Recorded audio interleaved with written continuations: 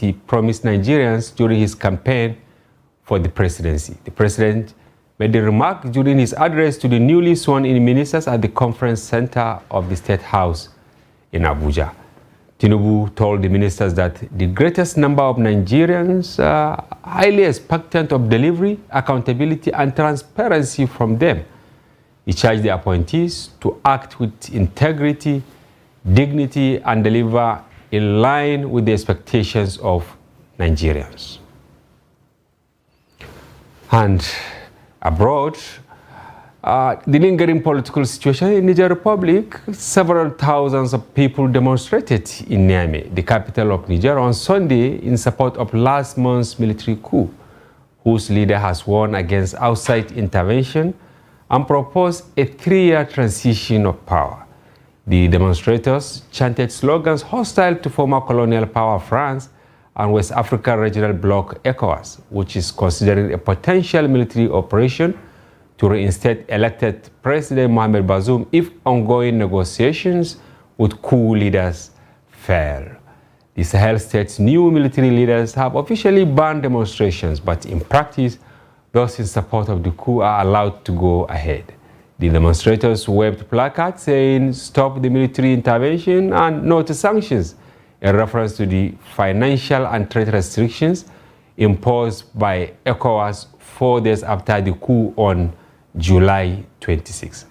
Sunday's pro-coup rally was accompanied by musicians praising the new military regime, as reported by various media organizations. The latest in a string of pro-coup rallies came a day after the new military ruler in Niamey warned that an attack on Niger would not be a walk in the park. And on the latest political development in Kano, back home, some protesters on Monday took to the streets in defiance to the ban on demonstrations by the police.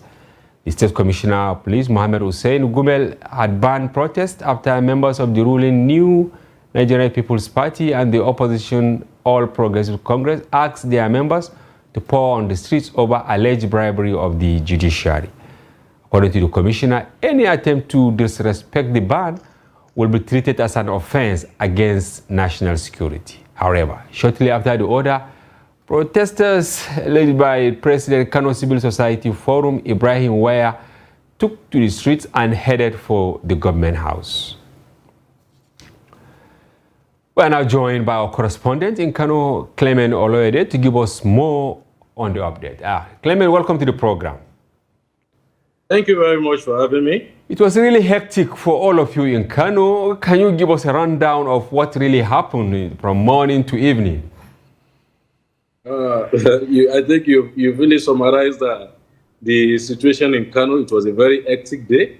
We woke up and as early as 7:30, when some people were still in bed, we had the information that some of the big wigs of the NNPP, the New Nigerian People's Party, and the main opposition party, All Progressive Congress, have already made their way to the Kano State High Court, where the governorship election tribunal was sitting.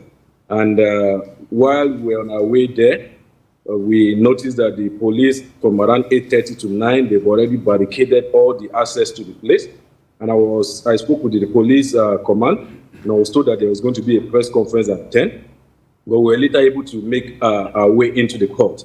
And we were able to confirm that not just the APC leadership, but the NNPP leaders, including key officials of the Kano State government, including the state secretary to the state government, the chief of staff to the governor, and some of the commissioners were already in court to attend the last the penultimate hearing of the sitting of the tribunal.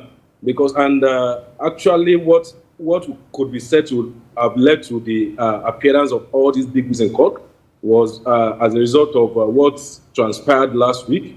If you could recall very well, news came out from one of the panels of the tribunal hearing the National and State Assembly matter, wherein one of the chairperson of the panel, Justice Alozie, made some damning allegations that some members of the bar, that is lawyers, were reaching out to members of the panel to more or less compromise them, give them bribes to compromise the justice system. So when some of these big wigs attended the court proceeding today, it could be it's understandable that they were trying to show solidarity and to show that they were not the ones behind the bribery allegations. Yeah. But by 10 o'clock, like I said earlier, the Commissioner of Police announced that all bans, all protests, yeah, and all whatever forms of protest have been banned in Kano for today. Before that, there was a statement released by the APC that they had information that supporters of the NNPP plan to protest, and if that was to be allowed to happen, they will also mobilize their supporters to protest. Yes. So after that information got to the police, I believe they acted on the intelligence that were available to them, and they banned all procession, all protests. However, a few minutes later, while we were still in court, some of our reporters were on the field.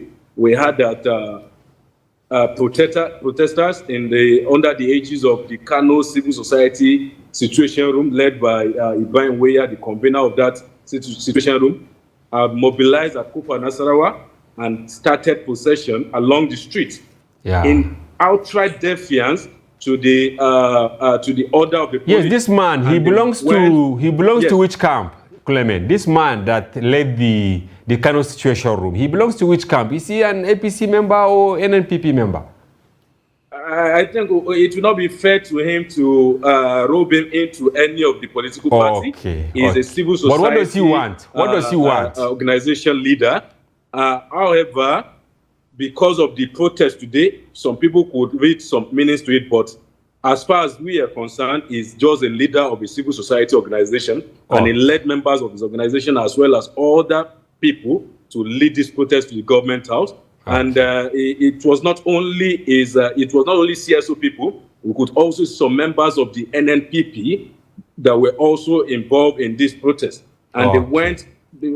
Some of them are known faces. Some of them are officials of the party. They went all the way to the government house, and when they got to the government house, they were received by the Kano State Governor. And summarily, yes. Yeah, was there any altercation between the two warring political members? Oh, thank you.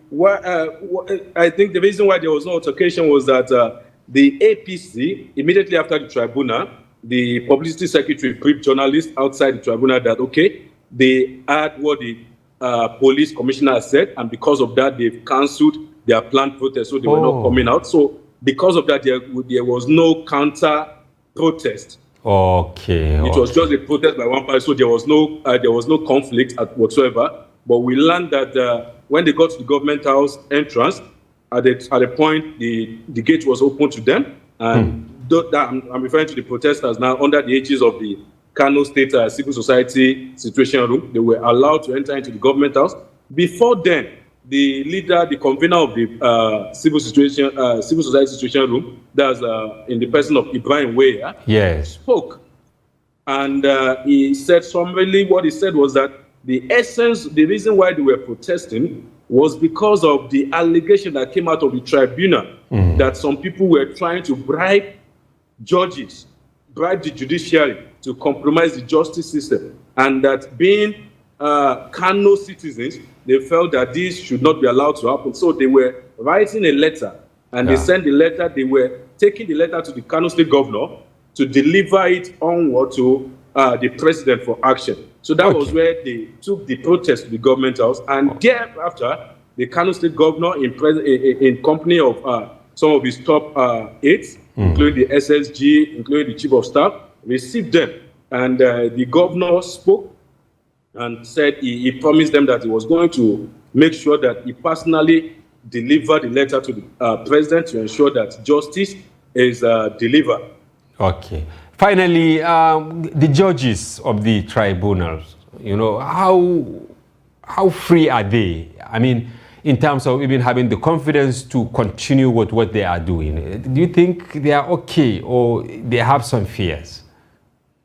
Well, it's difficult to really ascertain what they feel deep inside them. But what we observed today was that there was tight security around the court premises. Okay. In fact, all access to the court premises were barricaded by the police. It took us a few minutes before we could even get access to the court. And with that, before the real proceedings started, there were some, normally there would be some exchanges, pleasantries between the bench and the bar. And I could see some camaraderie between the lawyers and the judges on the panel, showing that they are in support of justice. And we could say from the concluding speech, so to say, of the chairman of the panel, Justice Osadebe, she promised that they will, as much as possible, ensure that they are fair to all. They will read all the materials, all the documents that have been presented to them, and they will ensure that they are fair to all. All right. I need to add this, that the allegation that were made last year, that was made last week, was not from this same panel of judges. These judges that sat today are basically sitting on the governorship election petition tribunal. But the allegation came from one of the panels.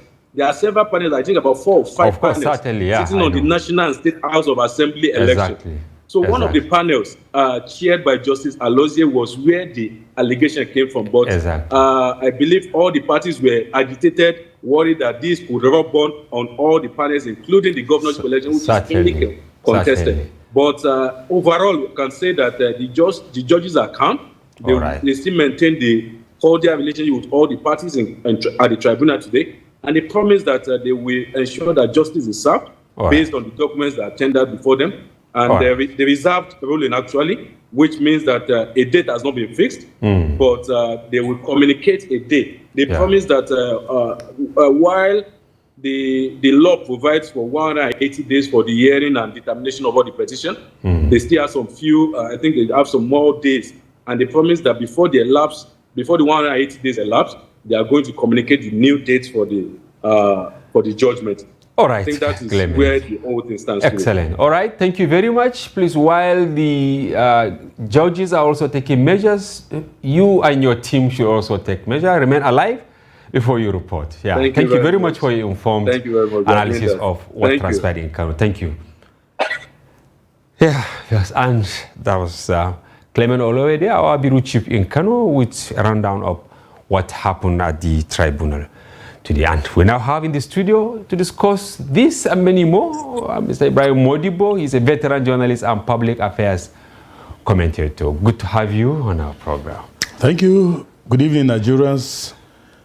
My editor, Hamza, I'm happy to be with you this evening to discuss politics with you. Thank you very much. Politics, policy, and governance, of course. You. You've been very busy in Abuja today because of the swearing in of the minister, but I want to have your take briefly on happenings in Kano. After the election, when Abba Yusuf was declared, and then I think Gauna, who was the candidate of APC, even though later they say it's not that he congratulated, or he accepted, but he called for calm. We thought that was all. And the tribunal, started sitting. We thought APC would not even go to challenge what happened. But here we are now at the climax of the process. It's like Kano is bracing up for trouble. What is your take on this? Thank you very much for this wonderful question. I think, Mr. Hamza, we are under no illusion as to the enormity and the gravity of the politics of Kano. Kano is central. And the politics of Kano is different from other politics that used to happen within the confines of Nigerian politics. Kano is a special place. Wow. For very obvious reasons. One, fundamentally, if you look at Kano, because of its population and because of its political awareness right from the days of the Federal Republic, in fact, right from the colonial period to the present, coming down to the late Malamino Kano, Nepu and all that, Kano is a hotbed. And even Rimi, Abubakar Rimi, yes. Kano is a hotbed of Nigerian politics, and therefore the awareness And in fact, the kind of involvement, political engagement and involvement by the people of Kano is better imagined than experienced. You see, Kano politics, it's unique, it's different, in that people know their rights and they will fight for it. Therefore, in Kano, for you to sit down under trees, as it used to happen, especially during the heydays of the PDP, during the Obasanjo period, President Obasanjo's period, where some people would just sit under trees and declare results. You can't do that in Kano. Especially it's now. Not possible. Especially now with these beavers and these machines and what have you that has been able to come on board. Because one thing that we should thank this government, or we should thank the INEC, is for it to introduce the use of these beavers. These beavers have helped a lot in trying to give us a credible electoral process. Yeah. We've seen governors that seems to be like demigods. Exactly. They are untouchable. That there is no how they could lose elections while after winning three senatorial zones to become governors. Exactly. Now for them to lose senatorial to lose their senatorial seat.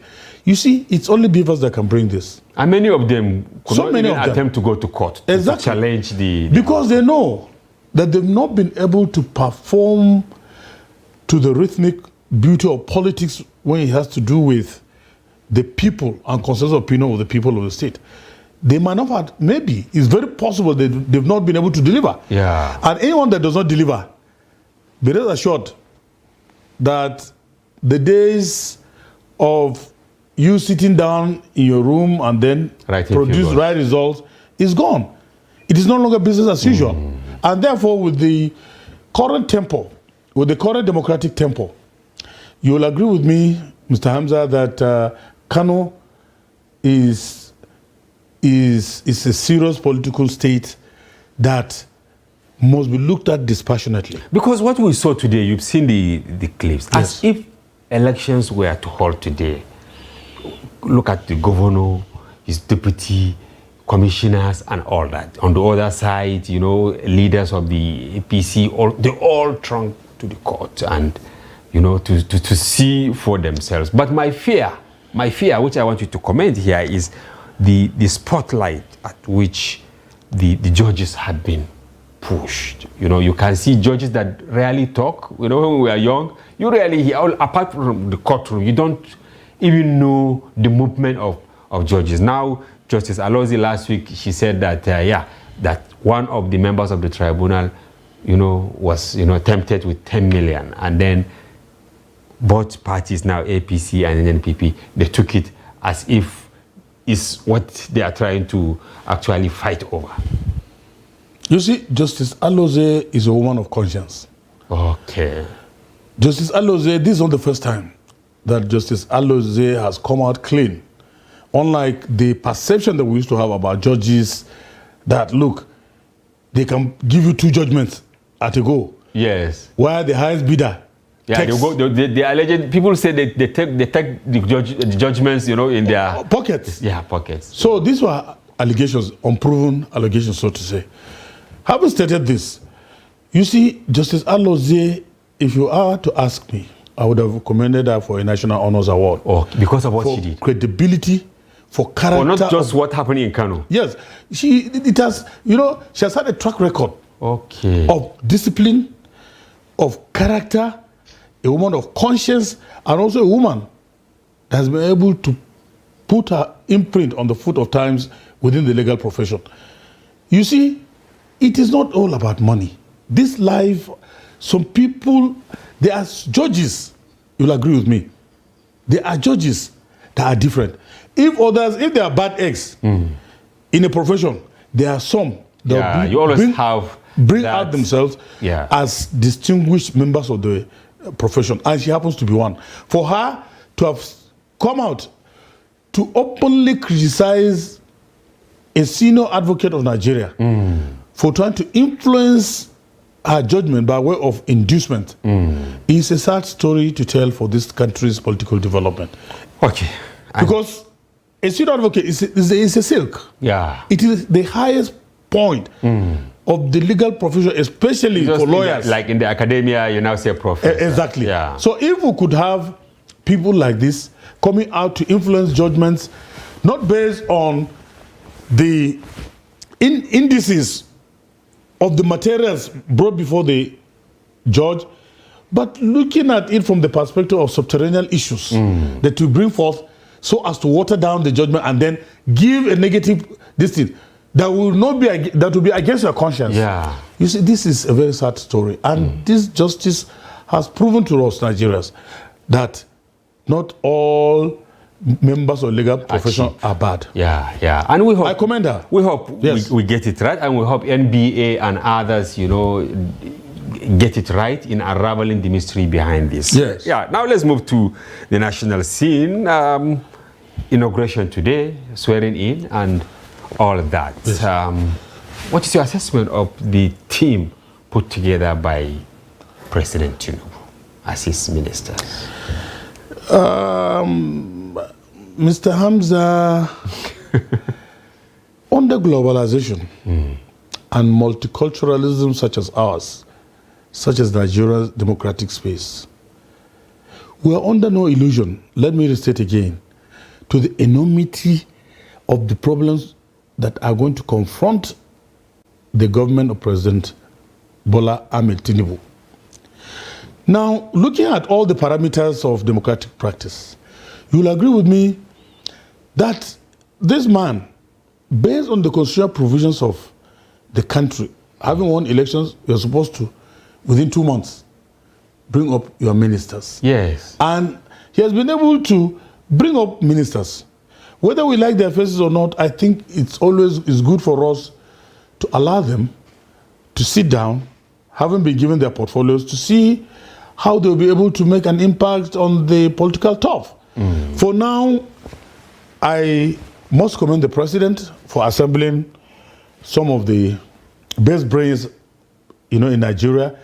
As you could see, he has been able to bridge the gaps and shortening the distances, with the fact that he has been able to build bridges not only across seas but across streams and also rivers. He said it in his speech, yeah. So, by assembling these people from all the geopolitical zones, it's not easy.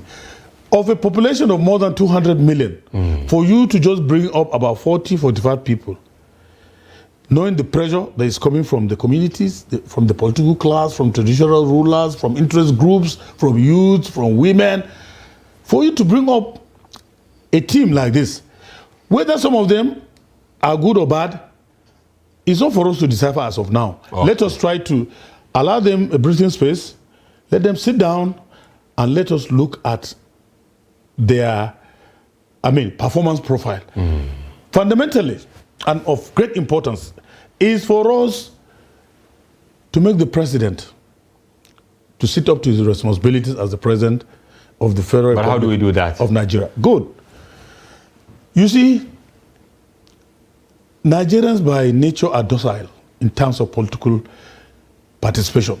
Our docility comes in when people resign to fate. Yeah. You could see what happened during the Buhari government. Some ministers were there for 8 years, as if it was an inheritance profile. Yeah. They inherited the seat for 8 good years. For God's sake, there was no change.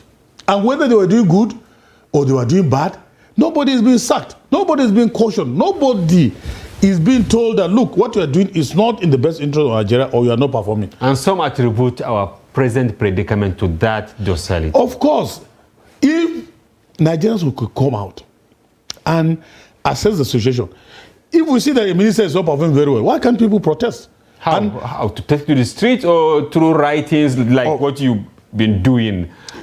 But not all Nigerians will have access to the medium you have. No, you see, if for any reason we get a minister that is not listening, that is not working, that is not productive, that in terms of his output, there's nothing to write home about, people have a way.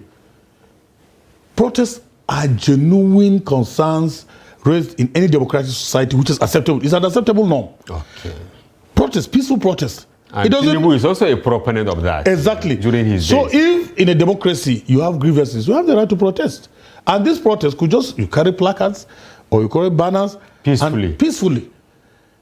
And I'm happy that this president is listening because from what I've been seeing, this president doesn't like trouble. I'm telling you. Look at if the labor, this thing, if they threaten small like this, sometimes he sit down to look dispassionately on the issues raised, and he make consultations to see the right policies are achieved. But in the days gone by, you will agree with me, Mr. Hamza, that we had governments protest the whole of your tears. Exactly, protest from now to doomsday. Nobody will even look at you. Nobody will respond to you. They will not even talk to you. So there is no response. So that means they don't care. Do you think he made the right choices in terms of placing the ministers? There is this allegation that some of them actually bought their ways to the portfolios they were given. You see, the beauty of this country is that we're a very funny country. Okay. How can you say somebody bought his way to some ministries? You see, to me, I think grade A, like grade yes, A. No, like, no. You know, they say the FCT is grade A. You know, power is grade A. Education is also grade A and all that. You see, Mr. Hamza, if you look at the profile of the ministers so far that have been given these positions and have been sworn in today, it cut across the geopolitical zones. We have every groupings, every either is the chopping ministry or what that they term as grade A or grade B. It has been able to cut across all the geopolitical zones of this country. If you look at, I have not seen for a very long time a government that has been able to put in place a very credible ministerial list that has a reflection. It captured the essence of the ministers from the zones they came from. Okay. We don't have any cause to complain as Northerners. Sure, but some are saying that most of our ministers, not all, that were not really well equipped to handle the portfolios given to them. This is a question, but I will crave your indulgence to hold your breath. When we return from break, I will allow you to answer it. Thank you. Thank you very much. And viewers, we'll take a short break and we'll be back shortly.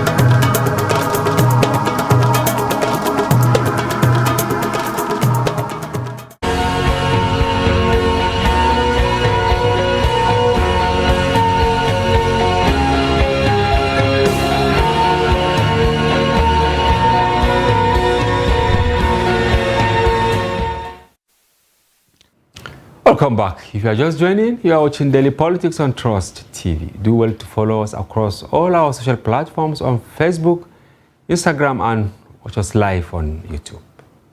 Still having the studio, Mala Ibrahim Modibo, a veteran journalist and public affairs commentator. I asked a tough one. Thank you. Because I saw your countenance. Yes. Yeah, so what is your take on that? Well, you see, let me tell you.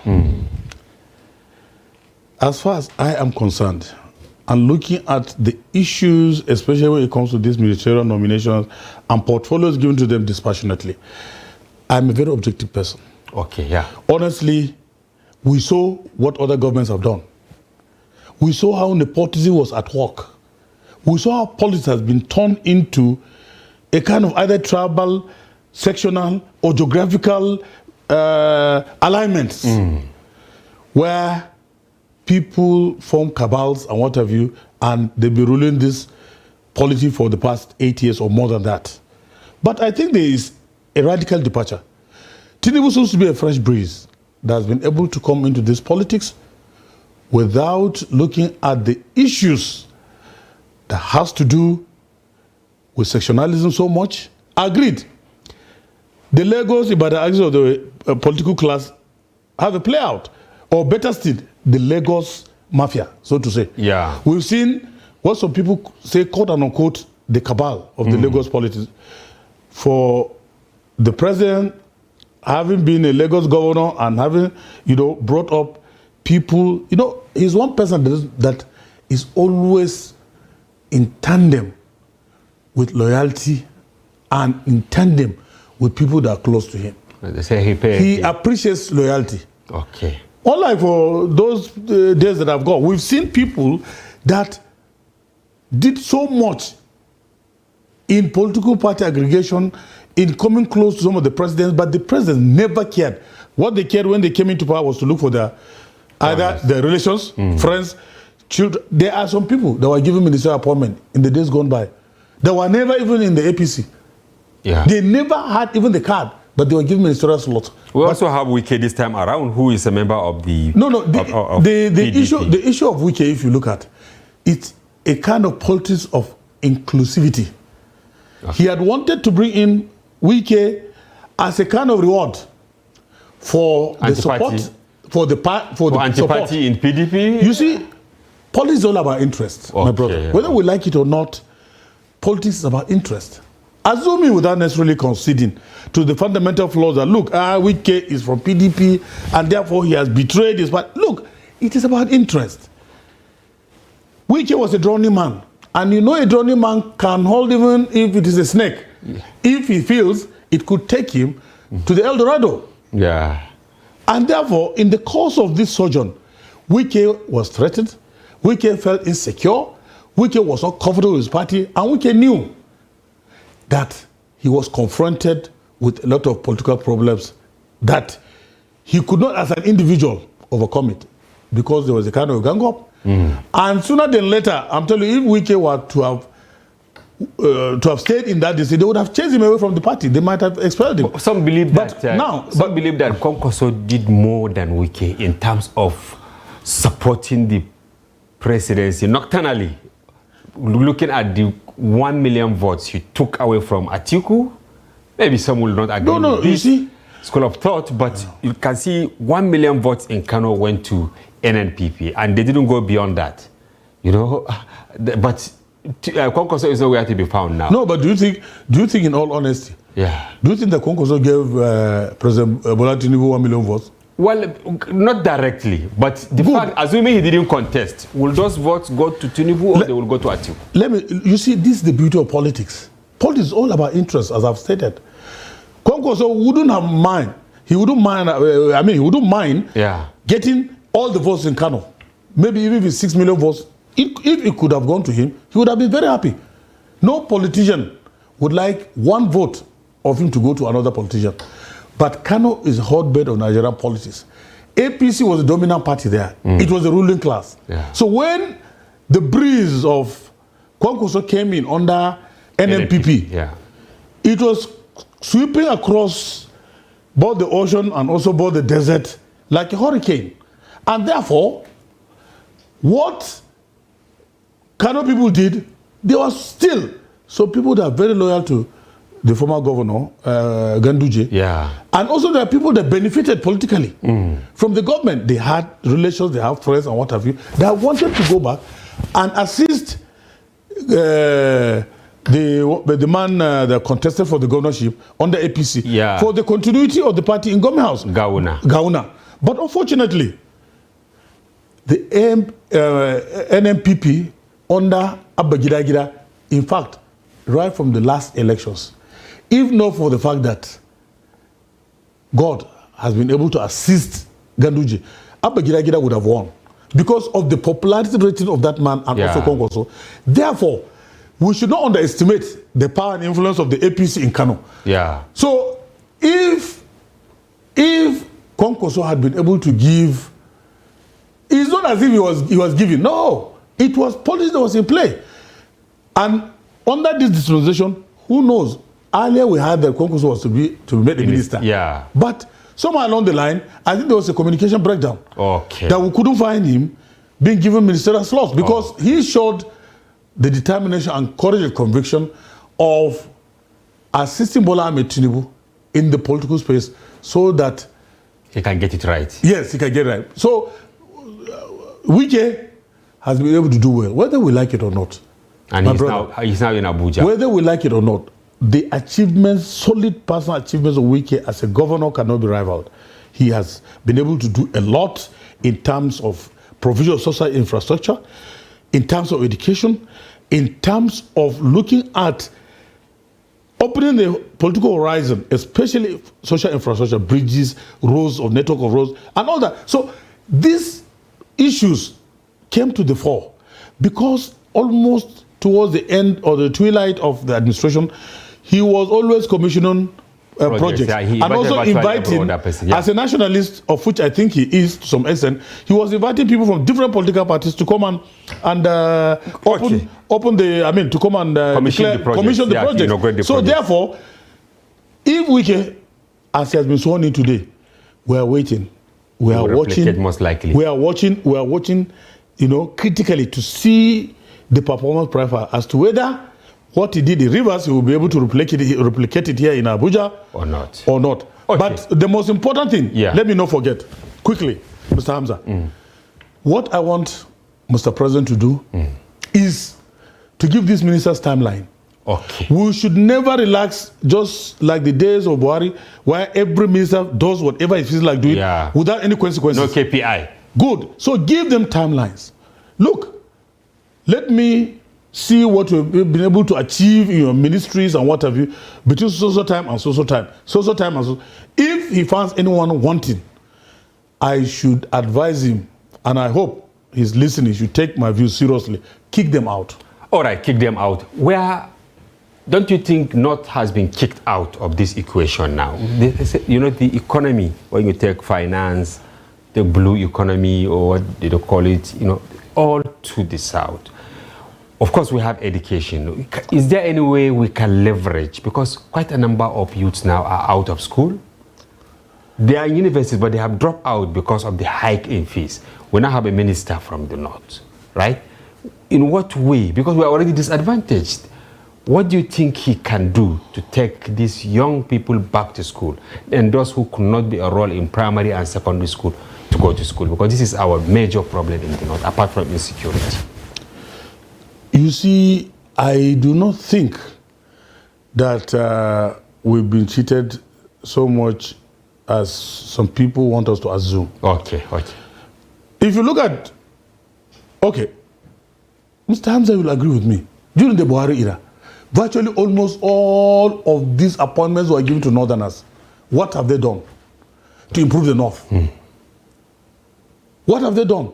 Let us try other people. If we are given, let's assume now, the former FCT minister. Yeah. He's from my state. Adamawa. From Adamawa? Yes. He was not even a card-carrying member of the APC. When he was given that? Yes, he was given that appointment, but what has he done? Nothing. Well, Buhari said he retained him because he was able to safeguard Abuja. He didn't issue plots to anybody. Come. Are we looking at Abuja as a kind of a bank account that you don't want somebody to touch? We should look at Abuja from the perspective of globalization. So it was a failure? Look, it's a colossal failure, if you tell me. Because why is he holding the land? After him, wouldn't there be ministers? We have one already. Good. Wouldn't this minister give people the land? If they didn't give people land since the days of the colonial period or when Abuja was created, could Abuja have been as great as it is today? Not at all. So, to me, it doesn't matter. What we need is people of character, people of distinction, and people of credibility. And I think Wike is coming as a fresh breeze with credibility, with track record of achievements, solid achievements. Therefore, let us try him. If our own people could not do it, let's try somebody from another place. I am sure he will be able to do it. Now, if you look Some are already afraid because, his first few statements, I will bulldoze, whether you are an ambassador or whether you are a minister.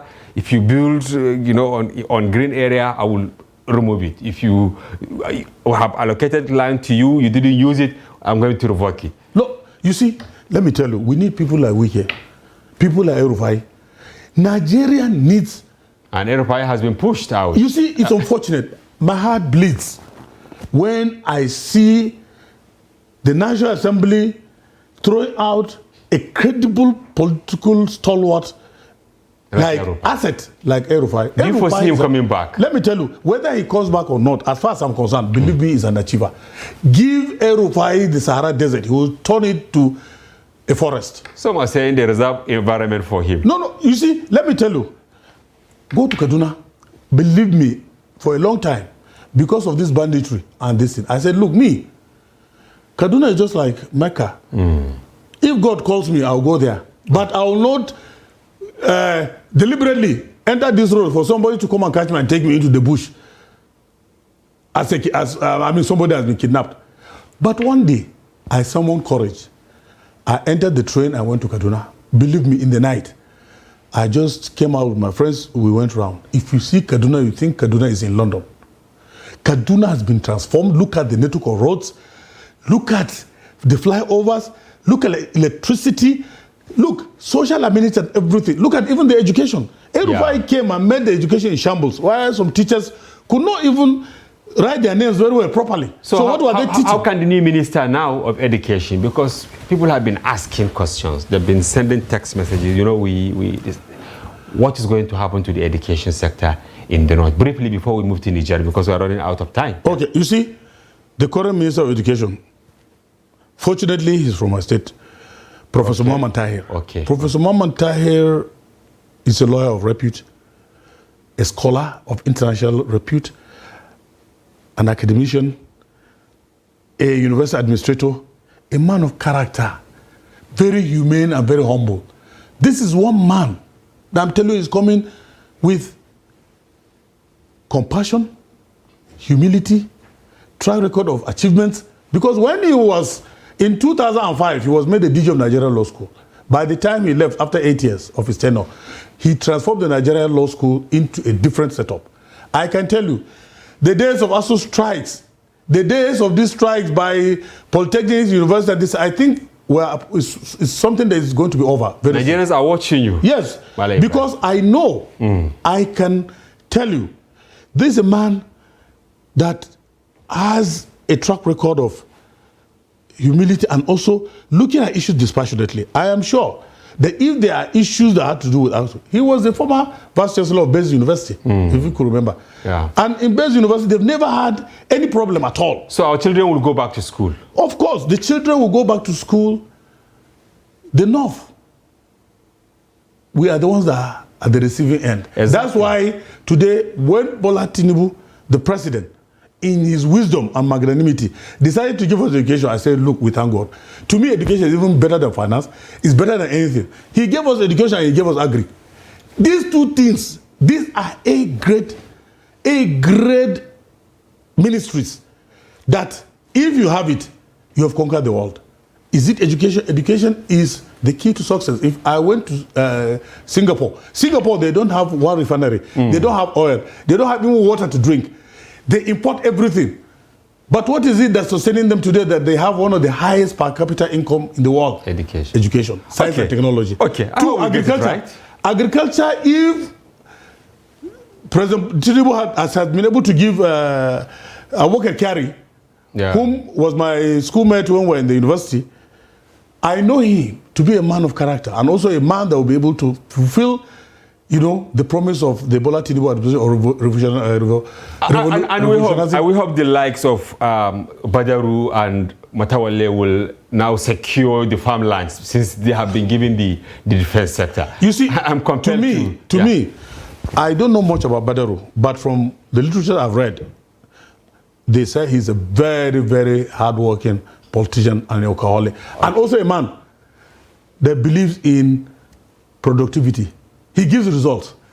For Matawale, from what I've read from him, I've never met him one-on-one. And even Bazaro, I've never met him one-on-one. But for Matawale, from what I've read, I don't have that confidence. Wow. For very obvious reasons. The fact is, when he was governor of Zamfara, what has he done? It was overrun by bandits. Bandits have almost ransacked even the government house. So, you see, we judge a man by his character, content of his character, and also by his productivity. That is why today in politics, globally, three things you look at. You have to look at efficiency, character, and the motivation, efficiency, character, and credibility. All right. You can leave the two out, the first two. Yeah. But the most important is character and credibility. Okay, I hope they get it right. I want to take, because we have come to the end of the program on Niger, there is like a stalemate to my mind. Yes. That this guy said 3 years. ECOWAS said, we're going to boot you out. What is the way out? You see, Niger is just like a time bomb. To me, it's so sad that Niger has decided to behave the way it is behaving. My heart bleeds when I saw Nigerians that we used to have, we used to do everything.